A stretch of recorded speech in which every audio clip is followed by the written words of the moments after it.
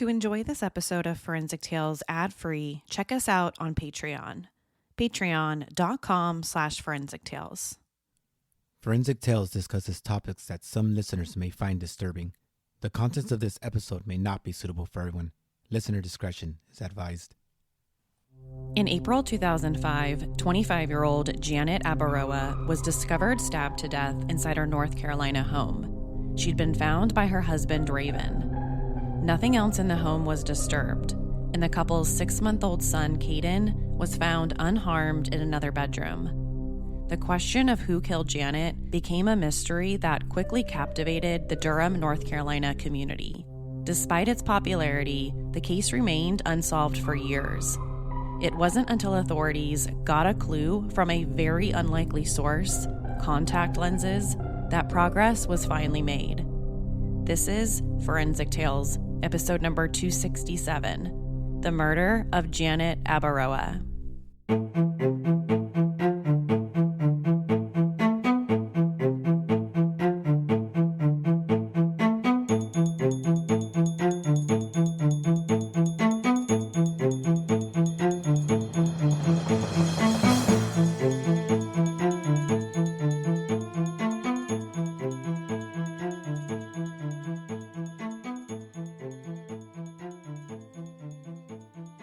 Long before what happened in April of 2005, Janet Marie Christensen was born the 7th of 10 children and grew up in a Mormon family. Her siblings described her as sweet, loving, and very athletic, her favorite sport being soccer. She was so good at it that she eventually attended college at Southern Virginia University, where she earned a spot on the school's NCAA Division III team. It's this love for the sport of soccer that she met her future husband, Raven Abaroa, in 1998. He was a fellow soccer player who instantly swept her off her feet. Raven told friends that he thought Janet was beautiful and that he felt so much joy and so much comfort whenever he was around her. When they met, they were both just kids, 19 years old. Janet was also seeing another guy, but as soon as she met Raven, she dumped him. Then in August of 2000, after 2 years of dating, Janet and Raven got married at the Mormon Temple in Washington, D.C. The couple quickly made a life for themselves. They moved into a nice home in the suburbs of Durham, North Carolina. They both took jobs at a sporting goods company, and everything seemed to be going really well, both individually and in their marriage. They seemed like the perfect couple. But pretty early on, they had problems. Janet started telling her sisters that they were having some marital issues. Remember, Janet is just one of 10 kids, so she had a lot of siblings she could talk to. So Janet started telling them that things weren't going too well in their relationship, even though they had just gotten married and moved to Durham. According to her sisters, Janet told them that her husband Raven wasn't exactly how he portrayed himself. He might have seemed like this charming and sweet guy in public, but when you were around him in private, he wasn't really like that. He was abusive, he was rude, and he can even be violent at times. So he definitely wasn't the kind of person that people thought that he was. And with a name like Raven, he just gave off the impression of being this cool and charming character. But according to Janet's sisters, he wasn't. On top of being mean and violent, he was also accused of cheating on Janet with several other women. By early 2004, the couple separated. They even talked about getting divorced. But before they could make anything official, that's when Janet found out she was pregnant. She and Raven were having a baby boy. So not surprisingly, the pregnancy changed everything, and the couple decided to stay together and work through their problems. On October 17th, 2004, they welcomed their son into the world, who they named Kaiden.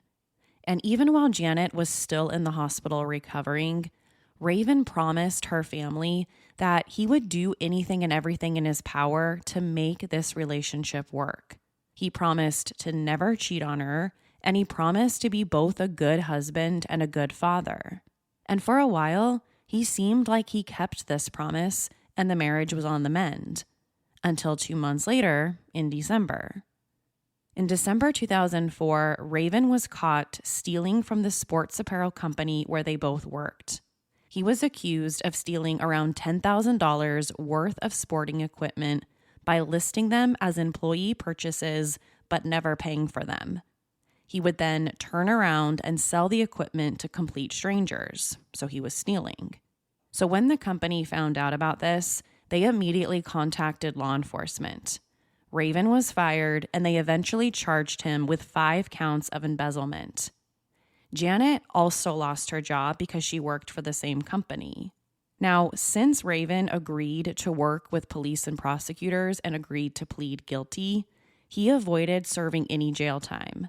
But it was around this same time that the couple's friends started noticing that they might be having more financial trouble. Even though they had both gotten new jobs after the legal troubles were over, they seemed to still be struggling with money. Things got so bad that even the landlord of the property where they lived threatened to kick them out because they weren't paying rent on time. But when the landlord went over there and saw Janet sitting on the couch with her newborn son, he felt bad for them and decided, hey, you can stay here, you can live here, and I'll let you make up the payments. He didn't want to be the one to send a new mom and a new newborn to go live on the streets. So he let the couple catch up on the payments. After that, everything was looking normal again. They had new jobs, they were navigating life with a new baby, and they were trying to get back on track financially. But now it's April, and there's more problems. On April 26, 2005, Janet drove to daycare to pick up her son, Kaiden, and then she and Raven dropped her car off at an auto body shop to get some work done. After that, they returned home where they met with a member of their church, and that person left around 7. Now, before we move on with the story, let's talk about this person for a second. His name was Michael Guzman. He was a Durham software development professional and a home teacher for the LDS Church, Church of Jesus Christ of Latter-day Saints. For those unfamiliar, home teachers in the LDS Church were members who visited families to share spiritual messages with them. The program has since been discontinued in 2018. So on April 26, 2005, Michael Guzman was apparently there at the house as a home teacher for the couple. He was supposed to be there watching over and helping them as part of his church duties. We're going to talk more about him and his visit a little bit later on. Now, about an hour and a half later, around 8:30 p.m., Raven left in his car, a 1998 Dodge Durango, to go play soccer with some friends. Later on, Raven said that Janet was already in bed when he left the house around 8:30 and didn't return home until after 10:30, sometime maybe 10:45 that night. The next part of the story comes directly from Raven, and you'll see why. After he supposedly got home from soccer, he said he went into Kaiden's room to check on him and make sure he was still asleep, which he was. But right after that, he said he found his wife Janet on her knees, slumped over in the office, sort of like in the fetal position. Now, according to Raven, he didn't immediately approach his wife or think that anything was wrong. He said Janet would often get very bad cramps and she would sit like that. So he didn't immediately suspect that anything was wrong. But when he got closer to her, he said he saw blood, a lot of blood. And that's when he knew that something was really, really wrong and called 911. In part of the call, he said this, quote, "My wife is dead. She's been shot. There's blood everywhere. She's not breathing," end quote. When the police and paramedics arrived, the two teams split up. Half attended to Janet, and the others went to make sure that Kaiden, the baby boy, was still okay. And he was. He was still fast asleep in his bedroom. But when they got to Janet, that was an entirely different story. She wasn't okay. She wasn't sleeping. She was dead. The North Carolina office of the chief medical examiner would say later that Janet had been stabbed 3 times. She hadn't been shot like Raven had said on the 911 call. Maybe he just didn't know what the difference would look like between a gunshot wound and a stabbing wound, or maybe it was just a chaotic situation. Either way, Janet had been stabbed 3 times and was now dead right there on the floor with her infant son slept in the room next door. Back inside the house, investigators went through every nook and cranny looking for forensic evidence. So they went through the house and collected bloody footprints and bloody fingerprints. They also collected a block of knives from inside the kitchen, both of the couple's cell phones, a checkbook. They took soil samples from directly outside the house. A pawn shop ticket was recovered. Plus, they took the clothes that Raven was wearing when he discovered his wife's body. It was a very extensive search that took about 24 hours to finish. The next step for investigators was to sit down and get Raven's story. And he told them everything that we've already talked about. He left for soccer around 8:30 that night. Janet was already sleeping in bed. And when he got home around 10:30, 10:45, that's when he discovered that she was already dead. That was his story. Sometime after he left for soccer, someone must have broken into the house, killed Janet, and left the baby alone in the crib. But as the police are speaking with him, red flags are waving in their faces and they just can't ignore them. 1, when Raven turned over the clothes he was wearing when he discovered his wife's body, there wasn't much blood on them. So this struck investigators as odd. If he just discovered his wife on the floor covered in blood, wouldn't he also have some blood on him? He told them earlier that he held his wife after discovering her, and we already know that she was covered in blood. But he didn't have but a few drops on him. Second, there were no signs of a break-in. Everything in the house seemed completely undisturbed. Even the baby was sound asleep in the bedroom next door. Wouldn't you think the baby would wake up to the sound of his mom being stabbed to death? Wouldn't she have screamed at least once? So there were no signs of a break-in, baby was sound asleep, and nothing else was disturbed in the house. Besides Janet being discovered in a pool of blood on the floor, the house looks completely fine. But during the autopsy, the police learned something else. She was pregnant with her second child at the time that she was killed. She was only a couple weeks along, so she probably just found out. Right away, investigators got to work looking for her killer. But nothing at the crime scene pointed them in anyone's direction. There were no signs of a sexual assault, so she wasn't killed over that. They knew she dropped her car off to get some work done on it, but that didn't lead anywhere. They looked at her close family members and friends. Nothing there either. No one had the motive to want her dead. By all accounts, she was a very liked person and respected person with no known enemies. So the police kept their eyes on her husband, Raven. He wasn't considered a suspect or even a person of interest yet. They just kept their eyes on him. While going through the couple's financial records, the police uncovered 2 things. Number 1, there was a $500,000 life insurance policy on Janet. And number 2, there was a $1 million policy on Raven. But that didn't necessarily mean anything. They were both new parents to an infant son.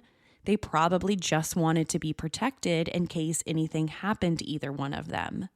Plus, from a criminal investigation standpoint, he had twice as much money on his life than she had on hers. So wouldn't it be the other way around if he had something to do with this? But why spend so much money on life insurance policies in the first place when they could barely afford to pay their rent? After about a month after Janet's murder, the police continued to work it. But oddly enough, Raven decided to move out of North Carolina to Salt Lake City with their young baby. He told investigators it was because he wanted to be closer to family, but not everyone believed that story. To the police, It seemed like he was running away. But at this point, they had nothing. They had no evidence suggesting that he had anything to do with his wife's death.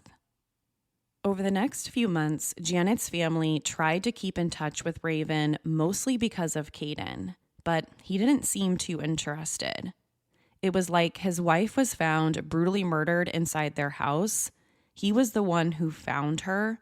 Then all of a sudden, he just got up, moved to Salt Lake City, Utah, and wanted absolutely nothing to do with her family. The whole thing just seemed off. Well, that might make all sense, or it might make a lot more sense after you hear the next part of this story. As soon as Raven arrived in Salt Lake City, he enrolled Kaiden in a daycare program. And at that location, he met a woman by the name of Vanessa Pond. Vanessa Pond was a single mother whose daughter also attended that particular daycare. So sometime after arriving in Utah, Raven and Vanessa connected through their children's daycare. They started seeing each other and they started dating. And they were eventually engaged by the following Mother's Day in 2008. This happened at the same exact time the police in North Carolina were working to solve his first wife's murder. By September 2008, Vanessa Pond and Raven were married. They tied the knot in a small ceremony in the backyard of her parents' house.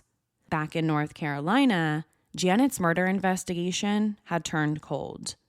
It had been over 3 years and no arrests had ever been made. They also didn't have any forensic evidence connecting Raven to the crime, so there was anything they could do. Of course, he was still considered a key person in the case, but without the physical or the forensic proof, there was nothing anyone could do.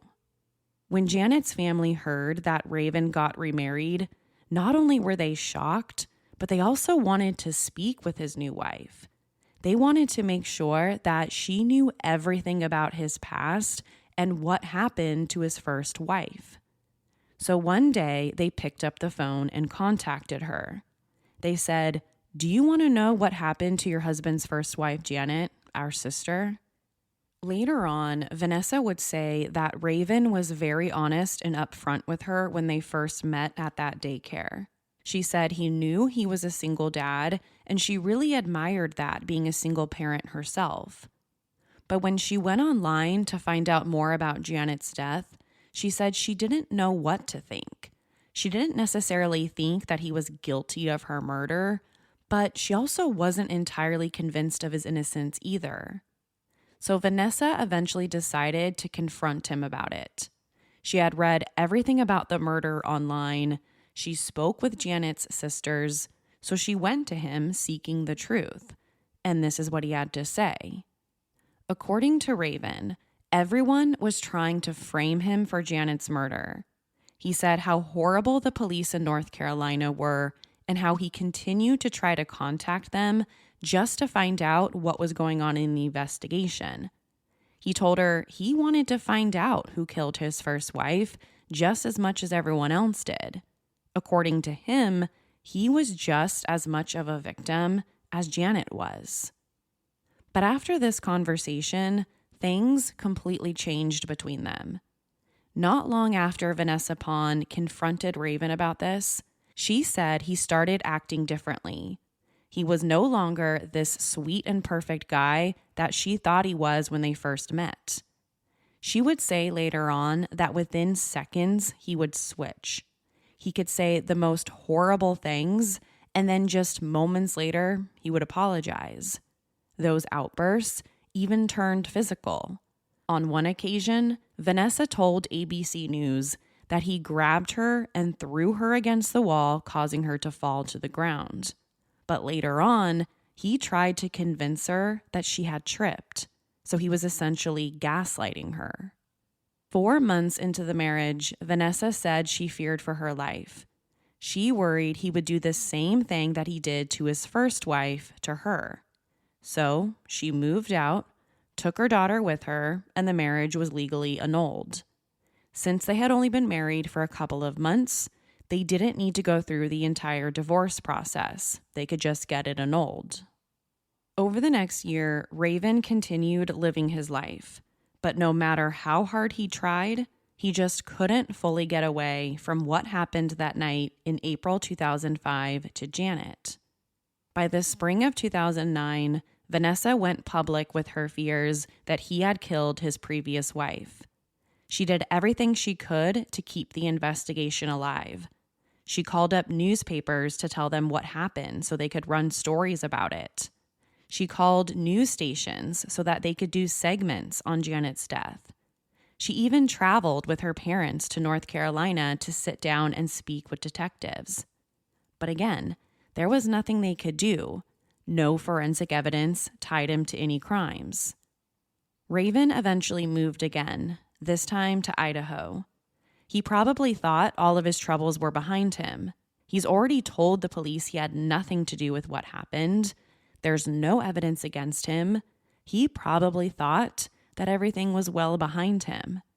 But here comes February 1st, 2010, 5 years after Janet's murder.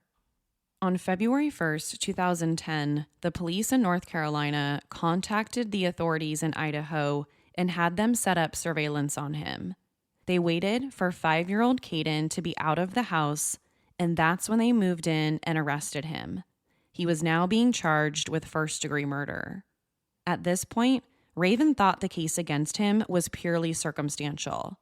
He thought maybe Vanessa Pond or Janet's sisters had convinced the police to arrest him. He really didn't think there was any evidence against him.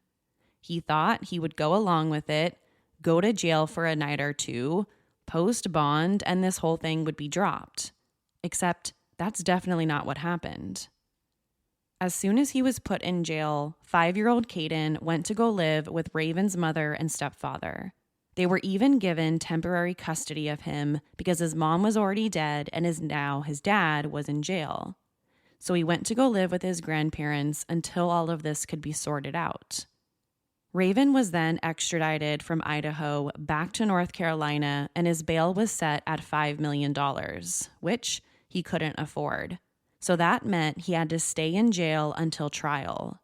He still had no idea what the police had in the way of forensic evidence. Let's talk about that now. In 2009, Durham police assigned a 5th lead detective to the case, Detective Charles Soule, to take a fresh look at it from every angle possible. And one of the first things he did was take inventory of the evidence. He wanted to know everything they had collected from the crime scene. And one thing that stood out to him was that Janet's contact lenses weren't in the evidence storage locker. He thought that was strange because some of Janet's family members had told the police that she always took out her contact lenses before going to bed. It was something that she did every single night. She would never go to bed without taking them out first. But now, when Detective Charles Soule took inventory of the evidence, he didn't see Janet's contact lenses anywhere. Also interesting, when Raven provided his statement to the police on the night of the murder, he said Janet was wearing glasses when he left the house. So, where were her contact lenses? If she took them out before going to bed and before Raven went to soccer, then they should be somewhere in the evidence locker. To try and find the answer to that question, the police exhumed Janet's body on July 20th, 2010. This was after Judge Douglas Herman signed an order allowing them to exhume her body from the Browns Mill Cemetery so that the DA could determine whether she had contact lenses still on her eyes or not. The idea was if she still had contact lenses in, she wasn't already in bed that night like Raven said. And if he was lying about that, what else could he lie about? So after Janet's body was exhumed, her eyes remained in the custody of the Crime Investigation Unit of Durham until a forensic eye doctor could look at them. That person was Dr. Charles Zwelling.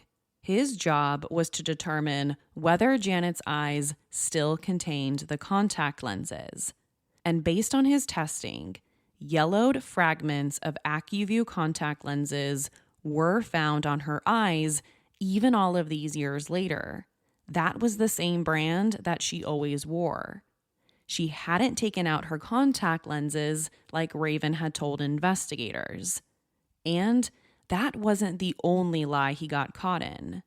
The police had found surveillance video from a convenience store earlier that day that showed him wearing a completely different sweatshirt than the one he said he was wearing when he went to go play soccer. So, did he change sweatshirts before finding his wife's body? He never said that he did during his original statement to investigators. And let's not forget, the sweatshirt he was wearing when the police showed up had very little blood on it, although he said he picked up Janet and hugged her. After several delays, the trial was eventually set for April of 2013. The prosecution presented Raven as a controlling husband. They had Vanessa Pond testify, saying how she saw him become violent on the soccer field and how aggressive he was toward her. Here's a direct quote from her testimony. Quote, "When he sees weakness, he just comes at you harder and harder. He told me how much he hated me and how much it didn't matter if I died." End quote. The prosecution also brought up the incident where he slammed her against the wall and then tried to convince her that it was just an accident, the gaslighting.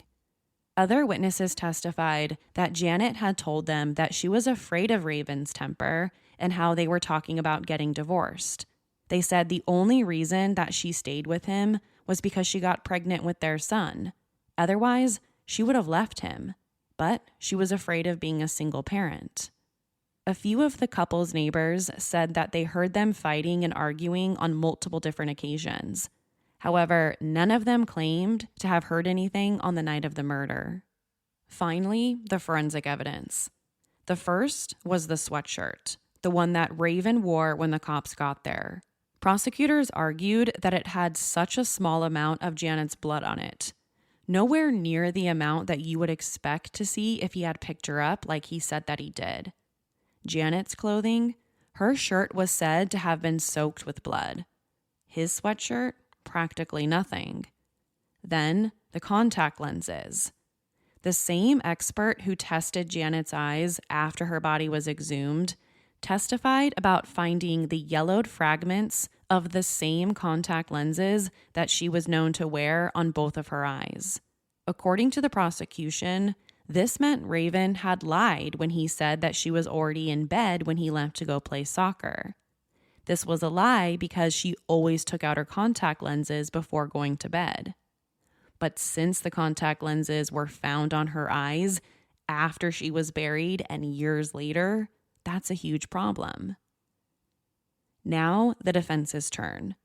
Their position was that Raven had an alibi. He was at a soccer game with friends when his wife was murdered, so there was no way he could have done it. He couldn't be in two places at once. The defense also had its own character witnesses. These people said that they thought Raven and Janet's relationship was great and that neither one of them said that they were having any problems. People also said that Raven was a great guy. He just wasn't someone capable of committing murder, especially murdering his own wife. On top of that, the defense presented emails obtained from Janet's email account suggesting that she might have been talking to an ex-boyfriend at the time of her murder. So, could he be a possible suspect? Someone the police never even looked into or considered? Maybe this ex-boyfriend found out that she was married. They were flirting in these emails.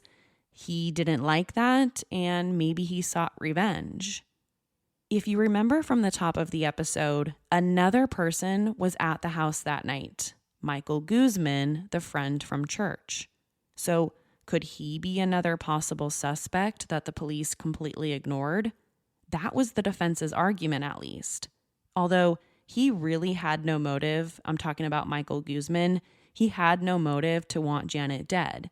This was just the defense's way to basically argue, hey, there are other suspects out there, but since you had tunnel vision on me this entire time, you never really investigated these as possible suspects. When it came to sides, there wasn't a clear winner at trial. A big problem for the prosecution was that they failed to provide the jury with a motive. They couldn't tell them why Raven allegedly killed his wife. Yes, the couple was struggling financially. Yes, there was a $500,000 life insurance policy on her.